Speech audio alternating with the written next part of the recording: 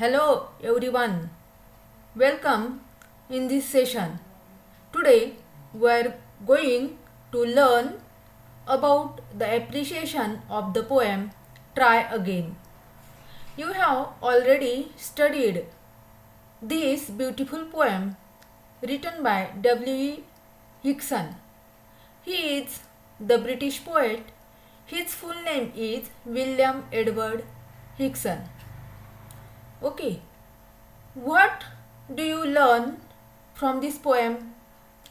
If at first you don't succeed, you should try again to get success.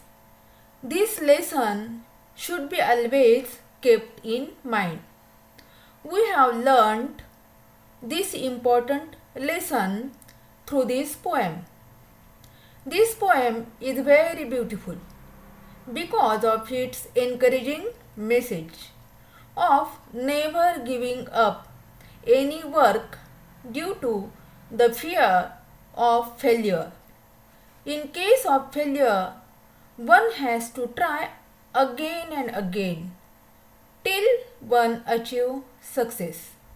थोडक्यात अपयश येईल म्हणून हाती घेतलेले कोणतेही काम सोडून न देता सतत प्रयत्न करून त्या कामामध्ये यश मिळवलंच पाहिजे असा संदेश आपल्याला या कवितेमधून मिळतो. Okay, let's start appreciation of the poem try again. Let's see the marking scheme of this question. This question will be appeared for 5 marks in your question paper. You can easily get 5 marks in this question.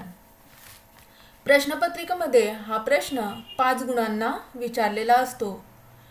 प्रश्नपत्रिकेमध्ये तुम्हाला पुस्तकामध्ये ज्या पद्धतीने कविता दिलेली असते अगदी त्याप्रमाणेच कवितेचे शीर्षक कवीच्या नावासहित प्रिंट केलेले असते. हे लक्षात ठेवा. Marking scheme of this question. Title of the poem carries half mark. Name of the poet or poetess carries half mark. Rhyme scheme of the poem carries 1 mark. Figure of speech any one from the poem carries 1 mark, and theme of the poem carries 2 mark. Total 5 marks. Okay, for this question, appreciation of the poem. Okay, या प्रश्नामध्ये कवितेचे नाव विचारलेले असते त्याला अर्धा mark आहे. त्याचबरोबर त्या कवितेच्या कवीचे नाव विचारलेले असते त्याला अर्धा मार्क आहे. असे मिळून 1 मार्क आहे. हा 1 मार्क तुम्हाला ॲक्युरेट मिळणारच आहे कारण या प्रश्नामध्ये मी तुम्हाला सांगितल्याप्रमाणे प्रश्नपत्रिकेमध्ये कवीचं नाव व कवितेचं नाव लिहिलेलं असतं. तेच तुम्ही तुमच्या उत्तरपत्रिकेमध्ये बिनचूक लिहायचं आहे कारण बघून लिहिताना सुद्धा तुमच्या चुका होतात हे लक्षात येतं. कवितेमधील जे शीर्षक आहे त्याचे स्पेलिंग विरामचिन्हांचा वापर असेल तर त्या विरामचिन्हांचा वापर करणे आवश्यक आहे. उदाहरणार्थ काही कवितांच्या शीर्षकाच्या शेवटी प्रश्नचिन्ह, विसर्ग, उद्गारवाचक चिन्ह यांचा वापर केलेला असतो. त्याचा वापर कवितेचे शीर्षक लिहिताना करणे गरजेचे असते. त्याचबरोबर कवीच्या किंवा कवयित्रीच्या नावाचे स्पेलिंग बरोबरच असणे आवश्यक आहे. हे लक्षात ठेवायचे सगळ्या गोष्टी. ठीक आहे. यानंतरचा मुद्दा आहे तो म्हणजे रायमिंग स्कीम. यासाठी आपल्याला कवितेतील रायमिंग वर्ड्स माहिती असणं आवश्यक आहे. त्यावरून आपल्याला रायमिंग स्कीम लिहिता येते. पहिल्या स्टँजाची रायमिंग स्कीम तुम्ही लिहू शकता. यासाठी 1 मार्क आहे. यानंतरचा मुद्दा आहे तो म्हणजे figures of speech used by the poet in the poem. Figure of speech म्हणजे मराठीत त्याला आपण अलंकार असे म्हणतो. भाषेला सौंदर्य प्राप्त होण्यासाठी याचा उपयोग होतो. मराठी भाषेमध्ये सुद्धा तुम्ही अलंकार शिकला आहात. त्यामध्ये खूप प्रकार आहेत. आपण ते नंतर इयत्ता 8वी ते 10वीच्या सिलेबसमध्ये शिकणारच आहोत. यासाठी सुद्धा तुम्हाला 1 मार्क दिलेला आहे. शेवटचा मुद्दा महत्त्वाचा आहे तो म्हणजे थीम और the central idea of the poem. ह्याला 2 गुण आहेत, म्हणजेच टोटल 5 गुण होतात. महाप्रश्न परीक्षेत 5 गुणांसाठी विचारला जातो हे मी तुम्हाला सांगितलेले आहे. इयत्ता 8वी ते 10वीसाठी हाच प्रश्न 5 मार्कांसाठी आहे हे लक्षात ठेवा. आता आपण प्रत्यक्ष कवितेचे ॲप्रिशिएशन कसं लिहितात हे बघणार आहोत. लक्षपूर्वक तुम्ही आता ऐकायचं आहे. Okay, let's start. This is the title of the poem try again. The name of the poet is W.E. Vixen. Okay, then we will see the rhyme scheme of the poem.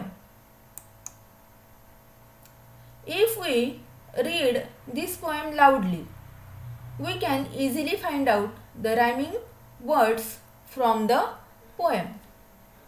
As we know, the poem contains 6 stanzas. Each stanza has 4 lines. These are the rhyming words from the poem: heed, succeed, appear, fear, persevere, fail, prevail, disgrace, race, case, hard, reward, do, you, view. So the rhyme scheme of the poem is AB, AB, C, C, C, B. With the help of these rhyming words, we can write down the rhyming scheme of this poem. Okay. Next, we will see the figures of speech used by the poet in the poem. The first is repetition, means same words or the sentences, phrases are repeated a few times to make an idea clearer. कवितेमध्ये ज्यावेळी तेच ते शब्द, वाक्य किंवा phrases परत परत वापरले जातात त्याला आपण पुनरावृत्ती असे म्हणतो, म्हणजेच repetition. For example, we can see in the poem try again is repeated expression used by the poet in the poem. Okay. Second is alliteration. It means the repetition of similar sounds in a group of words. It is used for emphasis and for giving musical effect to the poem. मराठीमध्ये याला अनुप्रास अलंकार असं म्हणतात.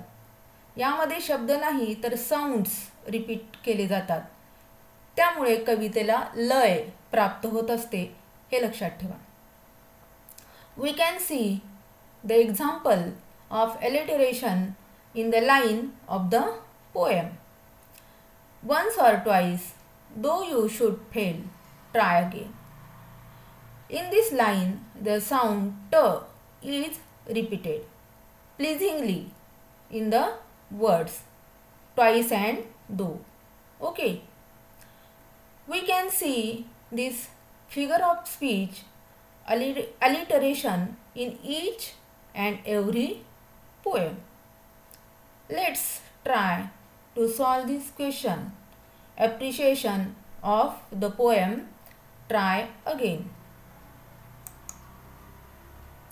The first point is the title of the poem, that is Try Again.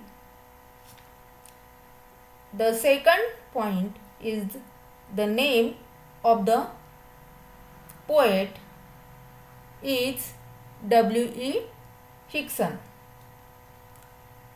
The rhyme scheme of the poem is AB, AB, CC, B. Figures of speech used by the poet in the poem are repetition and alliteration. The last point is theme or the central idea of the poem.